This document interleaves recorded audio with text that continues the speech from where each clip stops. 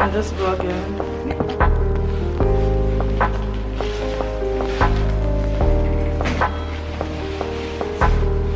Just get my shoe off? Yes. That's okay.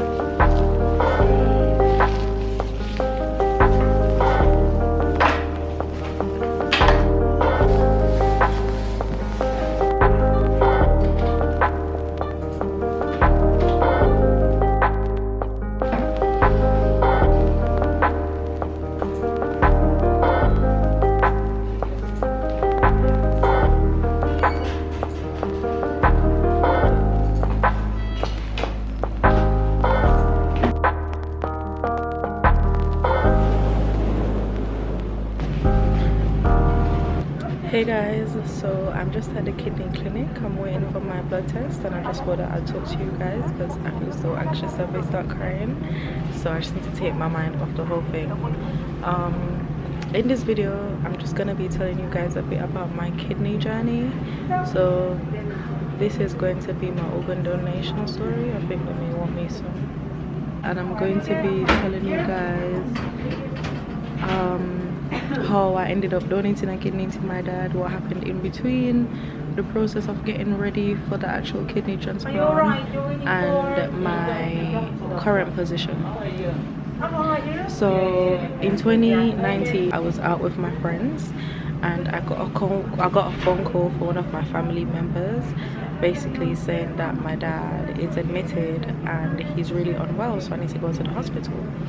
So I went to the hospital immediately, and when I was there, the nurses told me that my dad has advanced kidney disease, which is like end of life kidney disease almost, where either only two things can save you. Either you have to go on dialysis or you have to have a transplant from someone, or you're gonna die because your kidney is not getting rid of the toxins in your body. Instead it's just storing in your body, and that can kill you.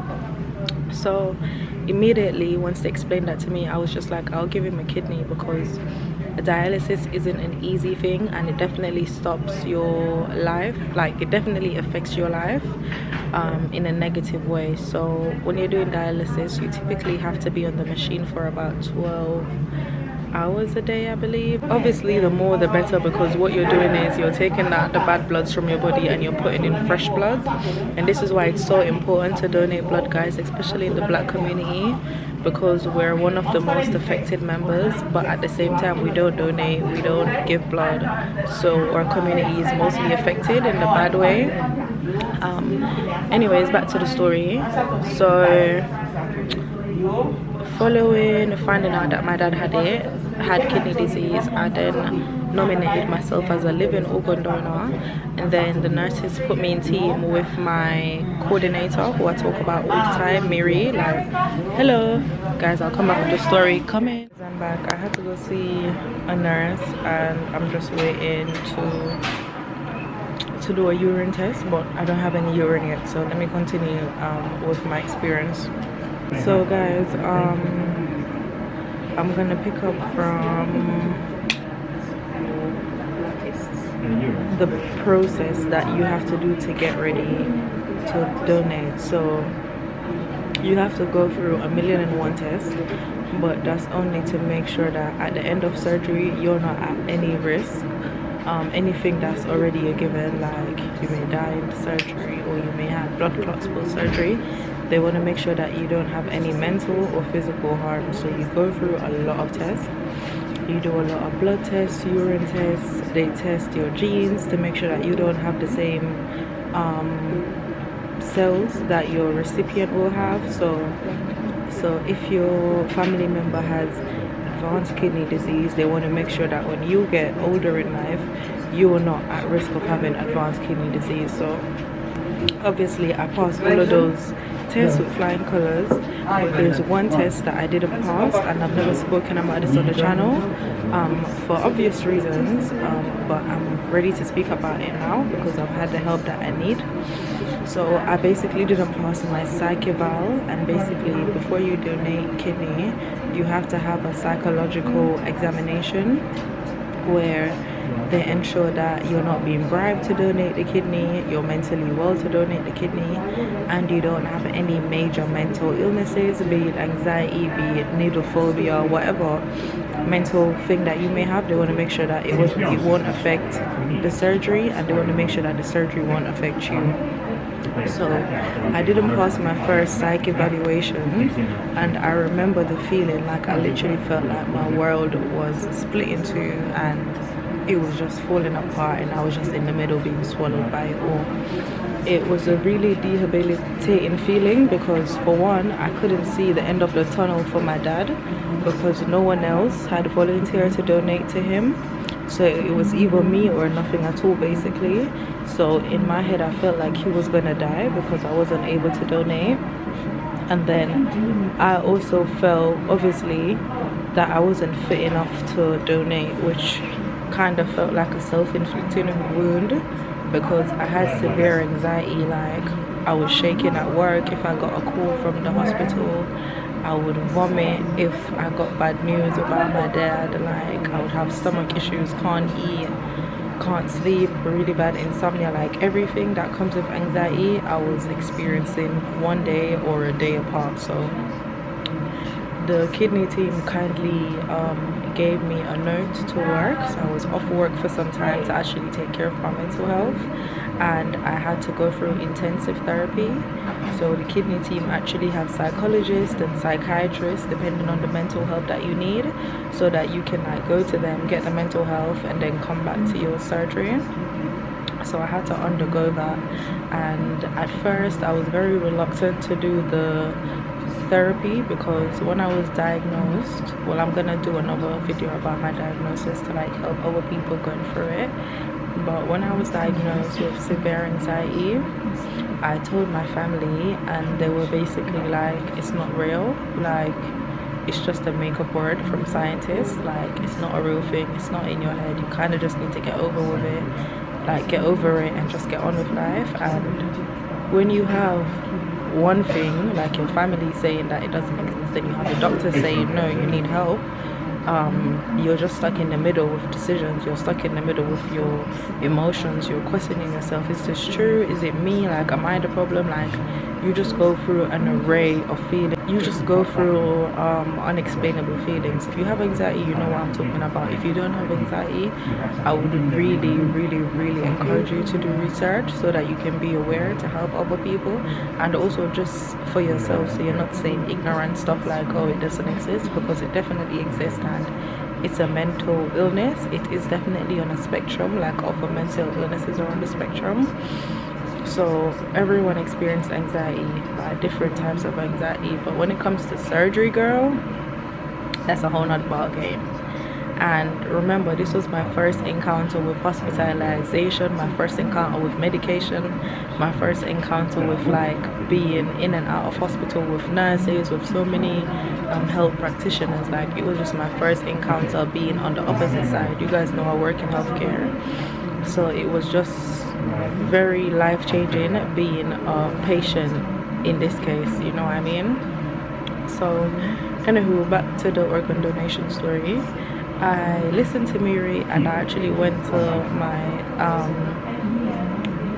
therapist. I think I had to do CBT and another thing, I don't know the exact treatment that I had, but I know I had CBT because I had a really bad phobia for blood tests. Not necessarily needles, because you guys know I have piercings and I have tattoos, so I don't have a fear of needle itself. It's the blood test, it's the blood coming out of my body. Like I don't understand it, and I always felt like the needle would break in my arm. So whenever I come in for a blood test, like it would just be a whole commotion, girl. Like I would be crying, like not even just crying, like I'm going a Diego, you know, just because say I'm Diego, like I can't breathe, I'm crying, I just feel like the needle's gonna break in my arm, or I'm gonna die, it's gonna hit a vein, like something so irrational. But like I said, it's a thought, so it was an illness. So I got treatment for that, I got CBT, and that was cool.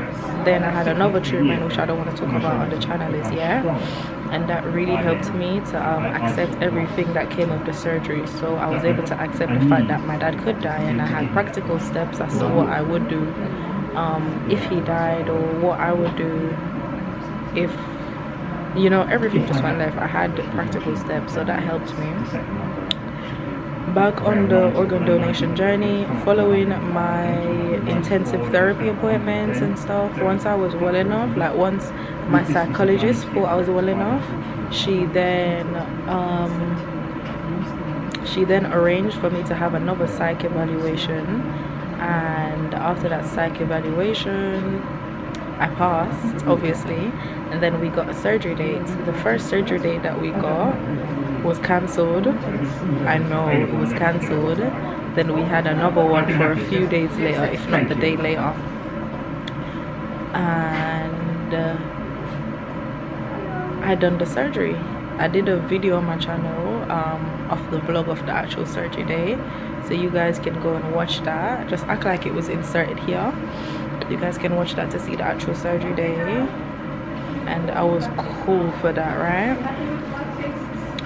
Lysania came with me on the surgery day. You guys saw that. My family and friends came, my Nicoles, my Jades, everyone came and saw me post-surgery. Cool. The actual surgery, I don't remember nothing because you are knocked out, so I didn't see anything. The last thing I remember was me and Lysania going in the lift. I was on the bed and I was being sedated, so I woke up in recovery, and my memory is quite distorted here because one minute I was here, but I was on really strong painkillers, so like fentanyl and like morphine, like some crazy stuff, babe. So I would be talking to like the recovery nurse for like maybe a few seconds, like they would just ask you stuff to make sure that you know who you are and where you are, just like what's your name, that kind of stuff. Like I don't think I spoke to her for more than 10, maybe 15 minutes, then I would be out of it, like knocked out.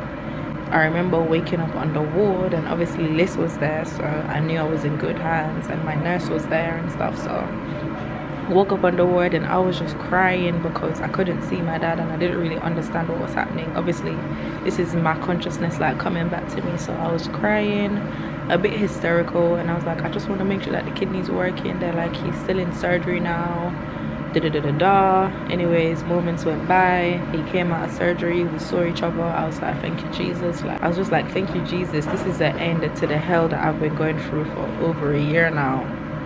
So from when he was first diagnosed, when I was first informed of his diagnosis, or actual surgery date probably came 1.5 years, and usually for donors it normally takes about 6 months, but obviously I had to like go into therapy and stuff and then come back to the actual organ donation process.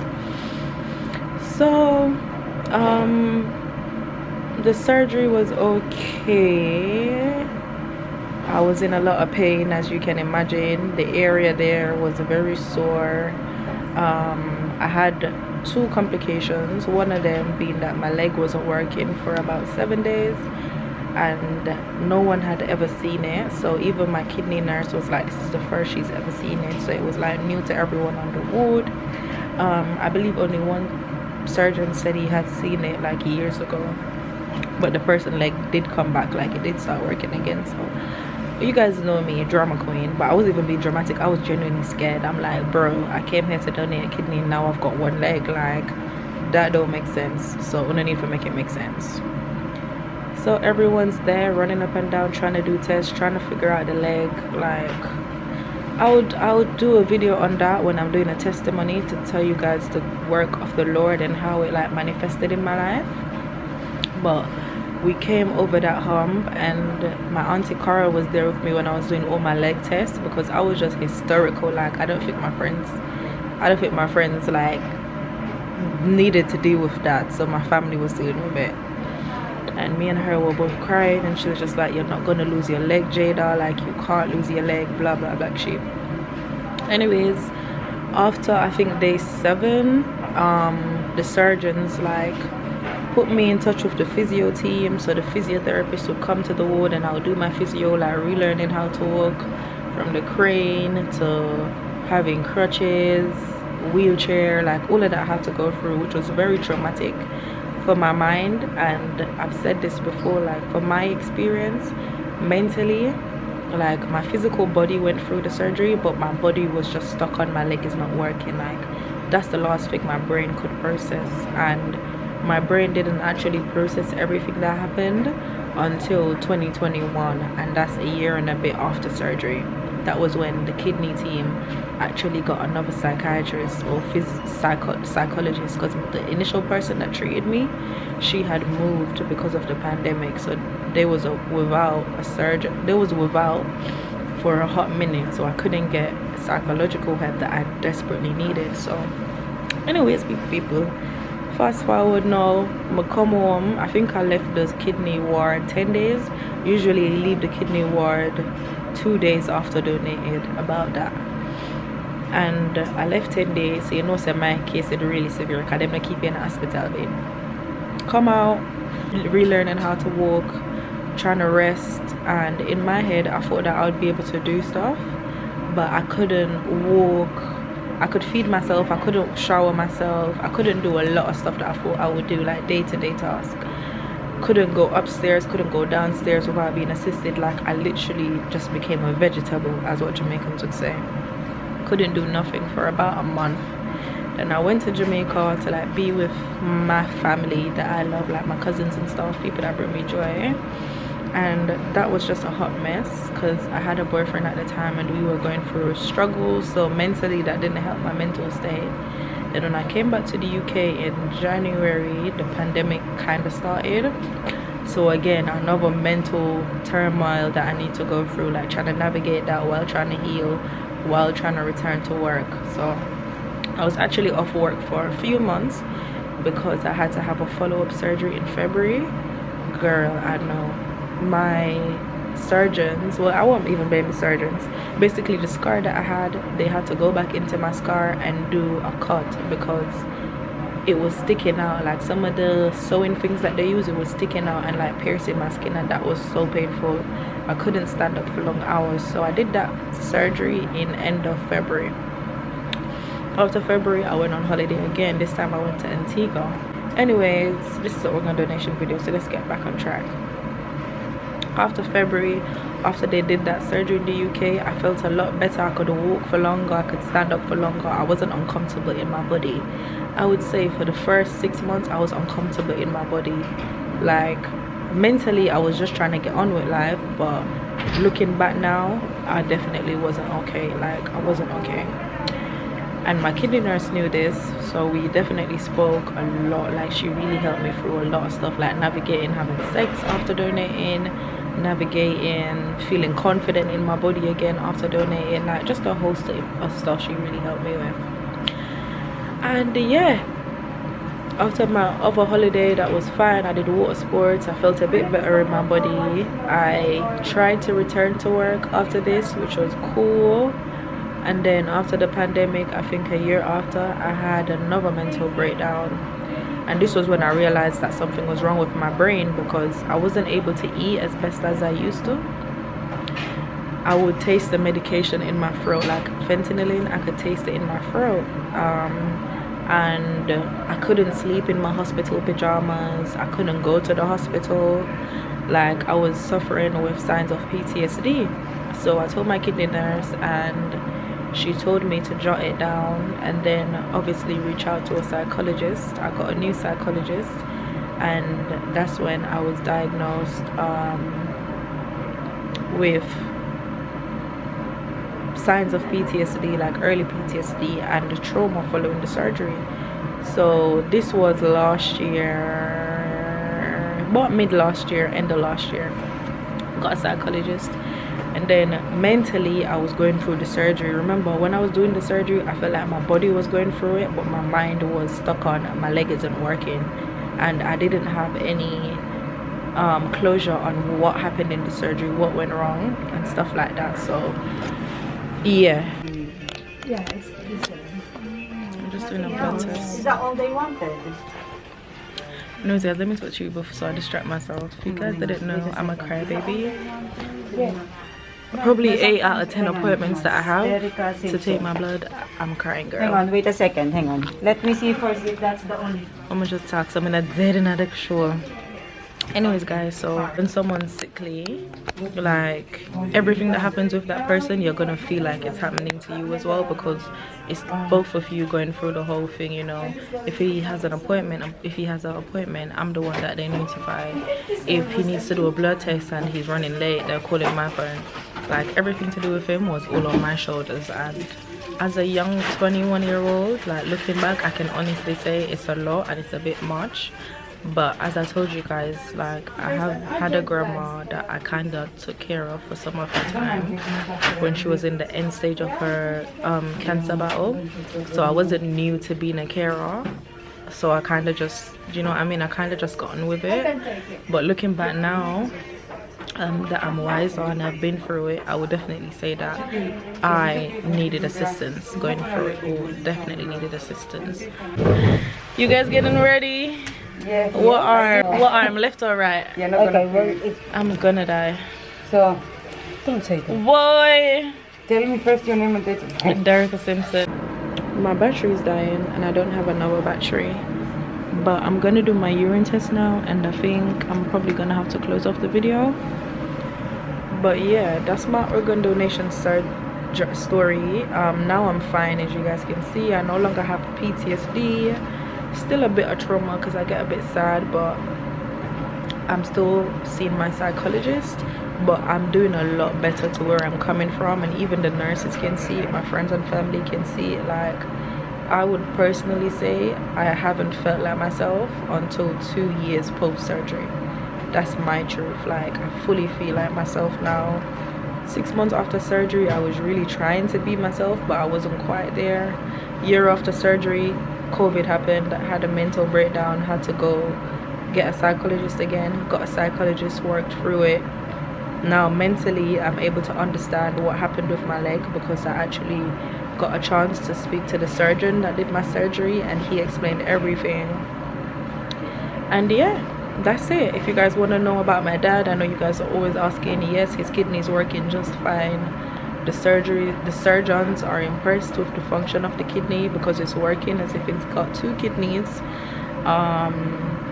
He's taking his meds, so you know his body is accepting the kidney, and he's doing fine. He can return to work, he can travel, he can do normal things that he wasn't able to do while he was on dialysis. And I'm so grateful to God for helping us get through this journey. It was definitely a special journey. It's something that I would do again, but I would definitely make sure that I have a psychologist or some psychological support immediately after surgery, as opposed to just trying to get back to myself by myself. I'll definitely get the psychological help because I needed it.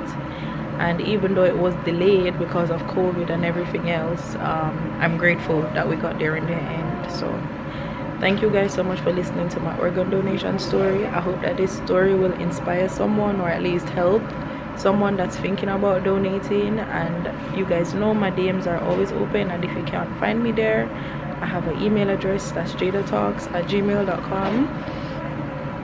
And I'm also working on getting funding so that we can fix the pathway, so that after donating we are definitely seen by psychologists, and we have a psychiatric exam or evaluation that we would have pre-surgery. I think it's essential that we have it post-surgery, so that we don't have loopholes like myself in the system where we are borderline suffering with PTSD, borderline suffering with trauma, but we wouldn't know because you just think it's something that happens when you have surgery, you know.